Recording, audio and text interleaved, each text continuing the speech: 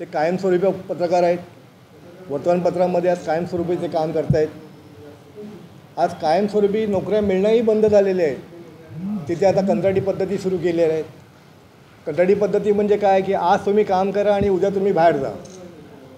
शेवटी तुम्ही येता कुठे? मुक्त पत्रकारीवर येता. शेवटी तुम्हाला व्यवसाय काय आहे? दुसरं काहीच नाही. तुम्हाला हेच एक साधन आहे. आणि आमचं म्हणणं काय आहे की जर हे असं आहे तर मग ह्याने करावं तरी काय? फक्त 500 आणि 1000 रुपये मानधनावर ह्यांनी जगावं का? नाही. आम्ही सरकारजवळ काय मागणी करतो आहोत की जसे लाडकी बहीण योजनेला तुम्ही दिलेत 2100 रुपये दिलेत, सुशिक्षित बेरोजगारांना तुम्ही 4 ते 6 हजार रुपये दिले आहेत, मग ह्या पत्रकारांना का देत नाही तुम्ही? त्यांच्यावर अन्याय का? त्यांनाही न्याय मिळू देत. आणि ह्यासाठी आपण भांडतो आहोत कोणाच सरकारशी. बरं, ह्याबरोबर आम्ही काय करतो आहोत की तुम्ही 10,000 रुपये देतायत ना, त्याबरोबर तुम्ही एक काम करा. ज्या सुविधा तुम्ही ज्या मंडळांना दिलेल्या आहेत, घरेलू कामगार म्हणा, शेतकरी कामगार म्हणा किंवा बांधकाम कामगार म्हणा, त्या सुविधा देखील तुम्ही ह्यांना द्याव्यात म्हणून, आणि हे त्यांना मिळाव्यात. सर, पण काही ज्या पत्रकारांच्या संघटना आहेत ना, ते म्हणजे जे सरकारमध्ये काही आता जे सत्तेमध्ये आहेत तर त्यांच्या हिशोबाने काम करतात, त्यांना सगळ्या सुविधासुद्धा मिळतात. पण जे सत्तेमध्ये त्यांच्या आधिपत्याखाली राहूनच त्यांना काम करावं लागतं. म्हणजे जर पत्रकारिता म्हटली तर कुठे सरकारला प्रश्न विचारायचे आहेत, कुठे काय चुकतं आहे, या गोष्टीत आपण प्रत्येक वेळी सरकारला प्रश्न विचारत असतो. पण जेव्हा सरकार सगळ्या गोष्टी जर देते, मग फक्त त्यांच्या अगेन्स्ट बातमी लावू शकत नाही, त्यांच्या अगेन्स्ट बोलू शकत नाही.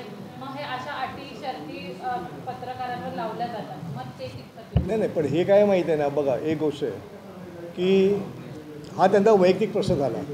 आज तुम्ही पत्रकार आहात. आज तुम्ही पत्रकार असल्यावर तुम्ही काय करता की नाही भाऊ, माझी बातमी लागली पाहिजे, त्या बातमीने मला 4 पैसे मिळणार आहेत.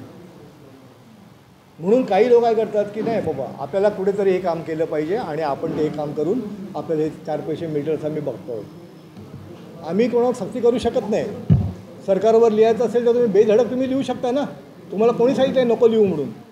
पण काय होतं, आपण म्हटलं की नाही त्यांच्यावर असं होतं आहे, त्यांनी असं केलं आहे, तो त्यांचा प्रश्न आहे मॅडम.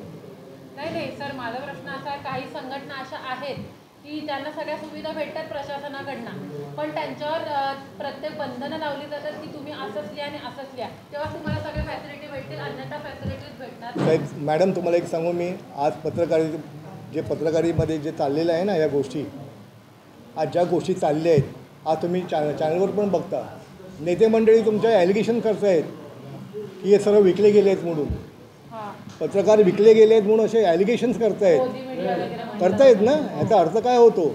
म्हणजे आम्ही सांगू तसं तुम्ही वागा आणि हे तुम्ही घ्या, हे चुकीचं आहे.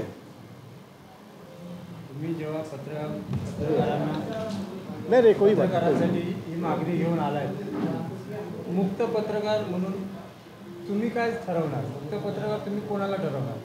मुक्त पत्रकार एकच आहे बघा, जे पत्रकार गेल्या 3 ते 5 वर्ष किमान 3 ते 5 वर्ष काम करत आहेत वर्तमानपत्रासाठी. आणि वर्तमानपत्र म्हणजे कोणासाठी? जे संपादकांनी त्यांना दिलेलं पत्र, पहिली गोष्ट, त्याच बेसवर तुम्ही त्यांना बातम्या देऊ शकता. आणि त्या बेसवर जेव्हा तुम्ही बातम्या देता तेव्हाच तुम्हाला ते मानधन मिळतं, 500 किंवा 1000 काय असेल ते, बरोबर आहे. आणि जर तुम्ही बातम्या तुमच्या घेतल्याच नाहीत तर तुम्हाला काय मिळणार आहे? म्हणून आम्ही काय केलं आहे की कुठेतरी ह्या लोकांना एक थोडं लाईफ त्यांचं स्टेबल व्हावं, म्हणून आम्ही सरकारकडे ही मागणी करतो की त्यांना तुम्ही हे मुक्त पत्रकारांना 10,000 रुपये द्या आणि प्लस सुविधा द्या. परत त्याच्यामध्ये एक अट अशी आहे, सरकारची ज्या अटी शर्ती असतील त्या जर मान्य झाल्या, त्या जर लागू झाल्या आणि त्या जर लोकांनी सर्वांनी मान्य केल्या, समजलं ना, तरच त्यांना ते मिळू शकेल.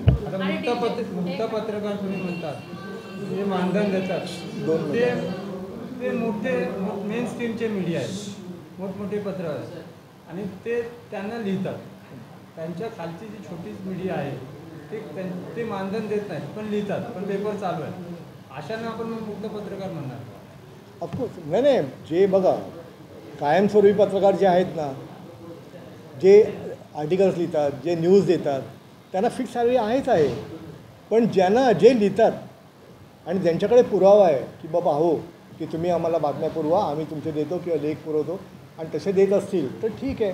पण पण तुम्ही जे म्हणताय ना आता की जे असे काही लोक आहेत जे देत आहेत पण त्यांच्याकडे काहीच नाही आहे, मग आम्ही त्याला आपण काय करणार? सरकार तसं तुम्हाला देणारच नाही ना. बरं, डिजिटल मीडियासाठी पण आपण काय काम करणार आहात की फक्त की जे वृत्तपत्रामध्ये लिहितात त्यांच्यासाठी? आता हा डिजिटलचा प्रश्न हा फार मोठा आहे. तो आता शासनाने ठरवावा, त्याला कुठल्या बेसवर द्यावं, काय द्यावं, कारण त्याचे पुरावे आहेत. ते पुरावे कसे काय ते घेणार आहेत ते आपल्याला काहीच माहीत नाही आहे. आणि आपण जर तुमच्याकडे काही चांगल्या गोष्टी असतील, तुम्हाला वाटत असतील की येस हे असे जे आपण पुरावे देऊ शकतो, तुम्ही सांगा, आम्ही मांडू.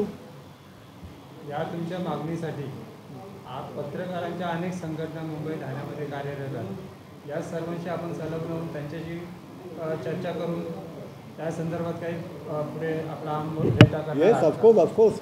तुम्ही जर म्हणत असाल तर आपण सर्वांशी आपण हे करू, वार्तालाप करू, त्यांना सांगू आपली भूमिका काय आहे ती.